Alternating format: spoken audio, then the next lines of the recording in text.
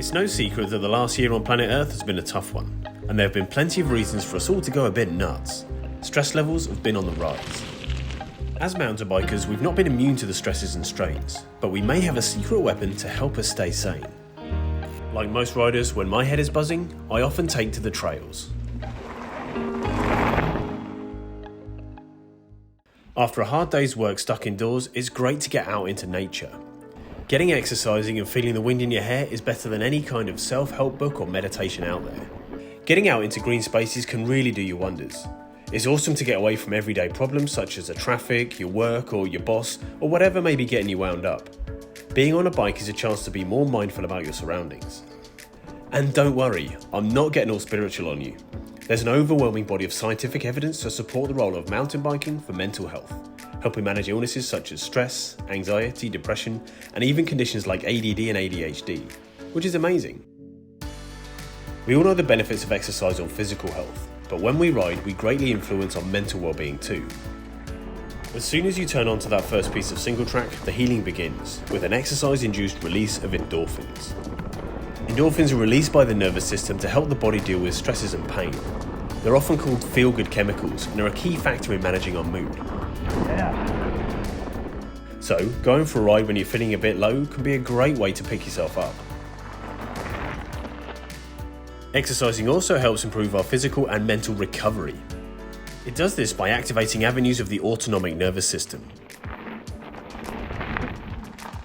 This is one of the systems responsible for post-exercise recovery and stress resilience.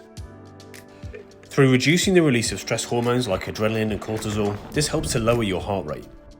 This reduction in stress hormones also improves your ability to manage general stresses and pressures and think more clearly. So, the more often we ride, the more often we use this recovery system, and the more efficient it becomes. Increasing the dominance of this part of the nervous system can help improve the way we react to high-stress situations. So the next time you're stressing out in that traffic jam, the system will be better equipped to keep you calm and focused.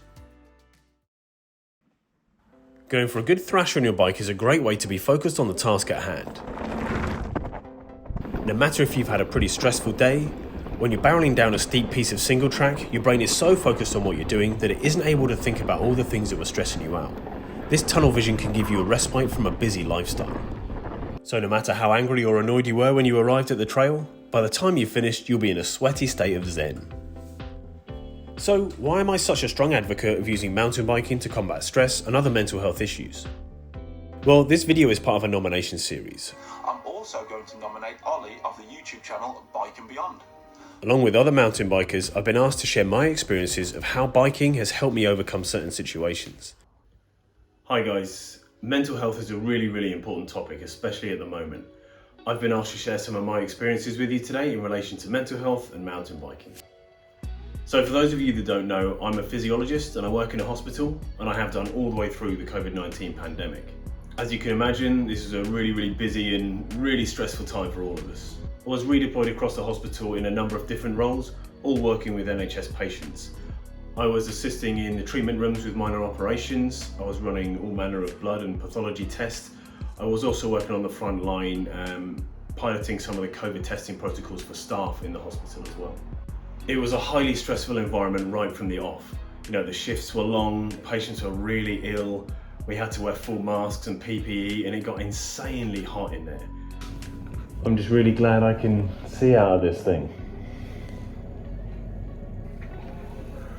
Need to breathe. And to make matters worse, the guidelines and advice were changing on an almost daily basis, so you always felt like you were behind. On top of that, lots of staff were ill or shielding, and that put a lot more pressure on the people that were there to manage this sort of extra workload. At this stage, it just felt like the pressures kept on mounting. Not only this, but we were constantly mixing with people in a time that everyone else was told to socially distance. When you're assisting with minor surgeries or taking blood samples, you can't keep 2 meters away from someone. So you've got the added pressure of the volume of work you had to do, but also trying to keep yourself safe at the same time. This was most evident when I was piloting some of the COVID-19 testing measures in our hospital.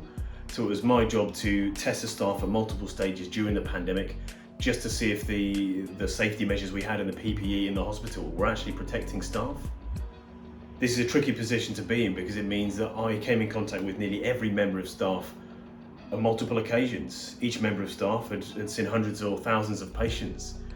It meant that I was guaranteed to come into contact with multiple people who had COVID-19. So I was putting myself at risk. And this is a scary thought even now, that I was knowingly going to come into contact with the virus. You know, this is a really mentally tough position to be in, knowing that you're going to be exposed to this.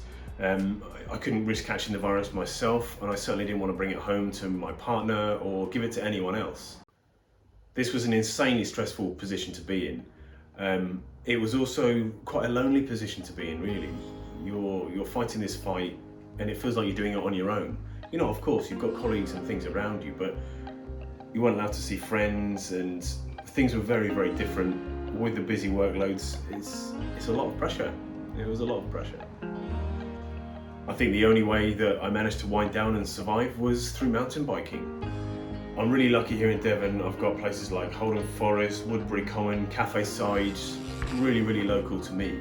So I'd often take myself off and just get out on my bike. You know, I really enjoyed it. Being out there, it was great. It was fresh air, great scenery, lovely weather as well. But also it was freeing because I didn't have to wear a mask. There were no people about. I could just relax and be in my own headspace. I wasn't necessarily riding hard. It was just nice to be out. It helped clear my head, and it was great to go and have a think and get outside and just get away from the stresses of the hospital. How beautiful is this? Looking back on it now, it's all in the past. It's done. It was fine. But it was really tough to go through that stage, most definitely, and I think mentally I only just made it through, only just. But the good news is I didn't catch the virus. So there you have it. Now, I'm not saying that going mountain biking can cure all your problems, nor can it rid the world of disease, but we don't need it to. It's great to know that our select group of sportsmen and women who love getting muddy on two wheels have an advantage when it comes to keeping ourselves sane. For next week's video, we'll be back riding trails, so make sure you're subscribed to check out the action. Thanks for watching my take on mountain biking and mental health. So, as part of the mental health and mountain biking series, I get to nominate a couple of other YouTube channels to see if they want to share some of their experiences.